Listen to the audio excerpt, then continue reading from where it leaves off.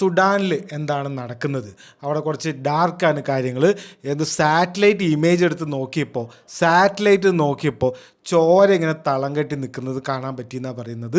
അതുപോലെ ഒരു dead bodies ഇങ്ങനെ കുന്നുപോലെ ഇട്ടതൊക്കെ സാറ്റലൈറ്റ് നിന്ന് കാണുന്നുണ്ട്. അമ്മാതിരി ഡാർക്കാണ് അവിടുത്തെ കാര്യം. 1.5 ലക്ഷം പേര് മരിച്ചു എന്നൊക്കെയാണ് പറയുന്നത്.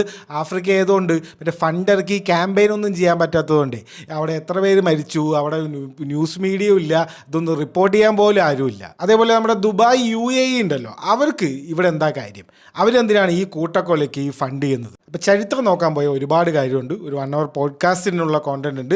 അപ്പോൾ നമുക്ക് ക്രിസ്പായിട്ട് എന്താണ് അവിടെ മെയിൻ ആയിട്ടുള്ള സ്റ്റോറി എന്താണെന്ന് നോക്കാം. 2019 ഒമർ അൽ ബഷീർ എന്ന് പറഞ്ഞിട്ടുള്ള അവിടുത്തെ കുറേ കാലം ഭരിച്ചിരുന്ന ഒരു ഡിക്റ്റേറ്റർ പോലത്തെ ഉള്ളൊരു നേതാവിനെ പുറത്താക്കുകയാണ് അവിടുത്തെ മിലിറ്ററി, സുഡാനീസ് മിലിറ്ററി. അപ്പോൾ ആ ഒരു അട്ടിമറിക്ക് ശേഷം അവരുണ്ടാക്കിയ ഡീൽ എങ്ങനെ വെച്ചാൽ 39 മാസം ഒരു ട്രാൻസിഷൻ പീരീഡ് പോലെ, അത് കഴിഞ്ഞാൽ ഡെമോക്രസി സ്റ്റാർട്ട് ചെയ്യാം എന്നുള്ള രീതിയിലാണ് വെച്ചത്. 21 മാസം മിലിറ്ററിയുടെ കയ്യിലും 18 മാസം സിവിലിയൻസിൻ്റെ കയ്യിലും. അങ്ങനെ ഈ മിലിറ്ററി പവറുള്ള 21 മാസം കഴിയാൻ നിൽക്കുന്നതിൻ്റെ തൊട്ട് മുന്നേ വീണ്ടും ഒരു അട്ടിമറി നടത്തുകയാണ്. അവിടുത്തെ മിലിറ്ററിയാണ് ഒന്നുകൂടി നടത്തുന്നത്. പവർ കിട്ടി ആരെങ്കിലും വെറുതെ വിടുമോ? അപ്പോൾ ആരാണ് ഈ അട്ടിമറികളൊക്കെ നടത്തുന്നത്? 2 ടീംസാണ് അവിടെ മെയിനായിട്ടുള്ളത്. ഒന്ന് സുഡാനീസ് മിലിറ്ററിയുടെ ആളും അബ്ദുൽ ഫത്ത എന്നാണ് അതിൻ്റെ ആളുടെ പേര്, SAF എന്നാണ് അവരുടെ മിലിറ്ററിൻ്റെ പേര്. വേറൊരു പാരാമിലിറ്ററി ആൾക്കാരുണ്ട്, മിലിറ്റൻസ് പോലത്തെ ആൾക്കാർ, അവരാണ് RSF എന്ന് അറിയപ്പെടുന്ന ആൾക്കാർ.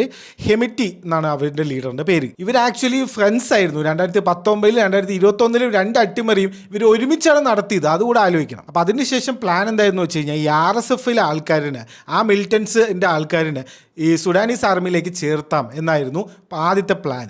അത് പാളിയപ്പോൾ 2023 തുടങ്ങിയ സിവിൽ വാറാണ് ഇപ്പോൾ ഇവിടെ എത്തി നിൽക്കുന്നത്. ഈ സുഡാനിൽ 95% മുസ്ലിംസ് ആണ്.